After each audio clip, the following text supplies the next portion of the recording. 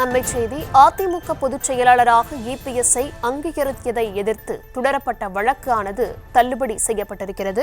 அதிமுக சேர்ந்த ராம்குமார் ஆதித்தன் மற்றும் கே.சி. சுரேன் பழனிசாமி ஆகியோர் சென்னை உயர்நீதிமன்றத்தில் மனு ஒன்றை தாக்கல் செய்திருந்தனர். அதில் முன்னாள் முதலமைச்சர் ஜெயலலிதா மறைவுக்கு பிறகு அதிமுகவினுடைய தொண்டர்கள் கட்சியின் பொதுச் செயலாளர் பதவிக்கு போட்டியிடுவதை தடுக்கும் வகையில் கட்சியின் சட்ட விதிகளுக்கு முரணாக கடந்த 2022ஆம் ஆண்டு ஜூலை மாதம் நடந்த பொதுக்குழுவில் அந்த கட்சி விதிகள் திருத்தப்பட்டதை எதிர்த்த வழக்கு சென்னை உயர்நீதிமன்றத்தின் நிலுவையில் உள்ளதாக தெரிவித்திருக்கிறார்கள். வழக்கு நிலுவையில் இருக்கும் நிலையில் தேர்தல் ஆணையம் கடந்த 2023ஆம் ஆண்டு நீதிமன்ற தீர்ப்புகளுக்கு கட்டுப்பட்டது என்ற நிபந்தனையுடன் அதிமுக பொதுச் செயலாளராக எடப்பாடி பழனிசாமியை அங்கீகரித்தது கட்சி விதிகளில் திருத்தங்களையும் அங்கீகரித்திருக்கிறது. இதனை எதிர்த்து டெல்லி உயர்நீதிமன்றத்தில் வழக்கு தாக்கல் செய்துள்ளதாகவும் இந்த சூழ்நிலையில் கட்சியின் எதிர்காலம் மற்றும் தொண்டர்களின் உரிமையை பாதுகாக்கும் வகையில் தேர்தல் ஆணையம் தனது திருத்தப்பட்ட கட்சி விதிகளில் பொதுக்குழு மாற்றங்கள் செய்ததையும் எடப்பாடி பழனிசாமியை பொதுச் செயலாளராக அங்கீகரித்ததை மறுபரிசீலனை செய்ய தேர்தல் ஆணையத்திடம் மனு அளித்ததாக தெரிவித்துள்ளனர். அந்த மனுக்களின் அடிப்படையில் மனுக்கள் குறித்து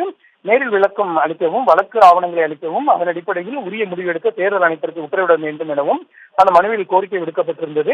இந்த மனு நீதிபதிகள் ஆர். சுப்பிரமணியன், சி. குமரப்பன் அமர்வில் விசாரணைக்கு வந்தது. அப்பொழுது ஏற்கனவே இதே போல வழக்கில் இது போன்ற ஒரு உத்தரவு பிறப்பிக்கப்பட்டுள்ளதாகவும் இந்த வழக்கு விளம்பரத்திற்காக தொடரப்பட்ட வழக்கு என்று கூறிய நீதிபதிகள் இந்த மனுவை தள்ளுபடி செய்து உத்தரவிட்டனர்.